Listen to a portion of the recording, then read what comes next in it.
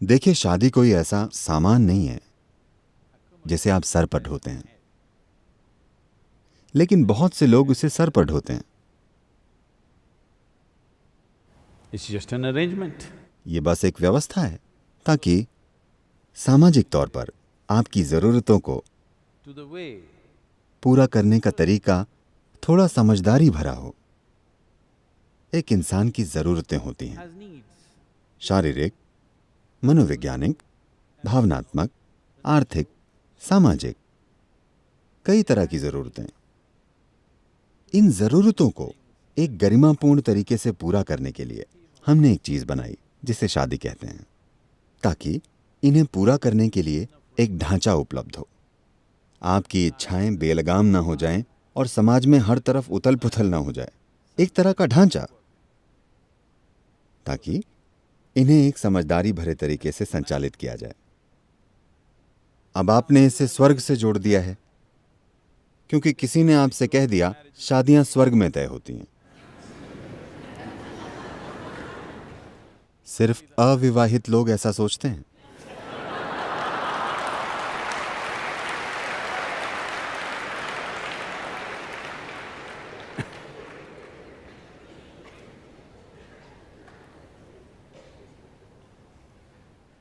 तो ये बस दो लोगों की बात है, ठीक है।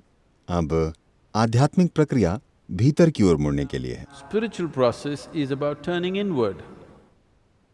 क्या मैं किसी दूसरे के साथ भीतर मुड़ सकता हूं? शादी आपके जीवन के कुछ खास पहलुओं को संतुष्ट करने के लिए एक व्यवस्था है। जीवन को यह सोचकर पेचीदा मत बनाइए कि आध्यात्मिक मार्ग पर हम दोनों साथ साथ चलेंगे। ऐसा कुछ नहीं होता, क्योंकि आध्यात्मिक मार्ग कोई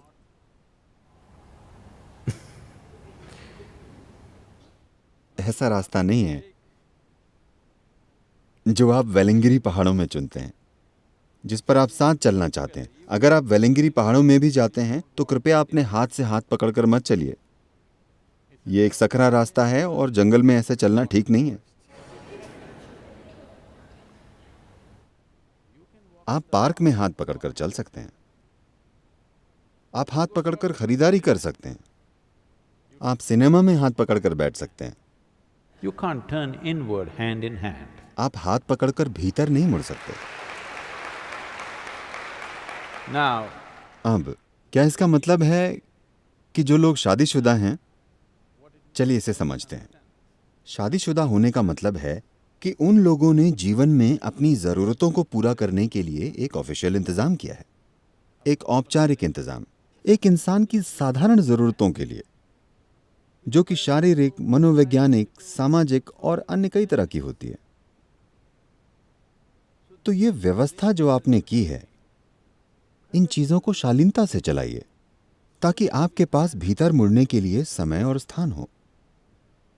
अगर आप इन चीज़ों पर बहुत ज़्यादा ध्यान देते हैं तो भीतर मुड़ना संभव नहीं होगा। इसका मतलब ये नहीं है कि अगर आप अकेले हैं तो ऐसा कर लेंगे। अगर आप अकेले हैं तो हो सकता है आप हमेशा कुछ बाहर ढूंढते रहें। आप अपना पूरा समय और जीवन किसी को खोजने में बिता दें, वो भी मदद नहीं करेगा। अगर आप सोचते हैं कि आपकी इच्छाएं, आपकी लालसाएं, आपकी ज़रूरतें शादी की व्यवस्था के ज़रिए अच्छे से संभाली जा सकती हैं, तो ठीक है। इसे स्वर्ग से जोड़ने की कोशिश मत कीजिए। ये स्वर्ग में तय नहीं होती, मेरा यकीन कीजिए।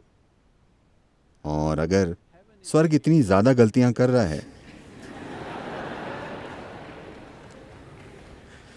तो हमें कई चीज़ों पर गंभीरता से फिर से विचार करना चाहिए। तो भारत में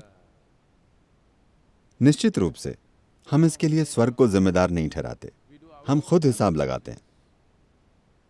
तारों और ग्रहों की सारी स्थितियां और हर चीज, हम सभी ग्रहों और तारों को अच्छे से मिलाते हैं। तारों का मिलन करना बहुत आसान है, क्योंकि वे आपस में कभी नहीं झगड़े। लेकिन इन दो लोगों का मेल बिठाना,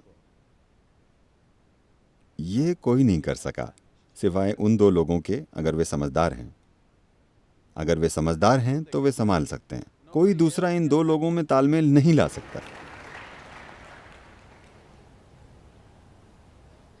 पुजारियों ने कोशिश की, देवताओं ने कोशिश की, भूतों और पिशाचों ने कोशिश की, ये कारगर नहीं हुआ। 2 समझदार लोग इसे संभाल सकते हैं अगर वे दोनों इस व्यवस्था की सीमाओं और इस व्यवस्था की संभावनाओं को समझते हैं, तो वे इसे समझदारी से चला सकते हैं।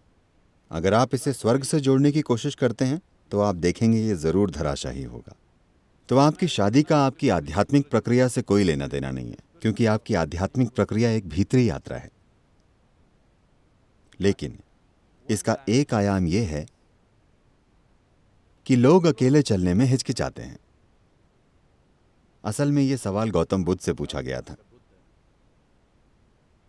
क्या अकेले चलना बेहतर है या किसी के साथ? गौतम ने देखा और कहा, एक मूर्ख के साथ चलने से अकेले चलना बेहतर है, क्योंकि गौतम, मैं नहीं, ठीक है? गौतम को विश्वास था कि सिर्फ एक मूर्ख ही आपसे शादी करेगा। ये उन्होंने कहा है, मैंने नहीं, ठीक है?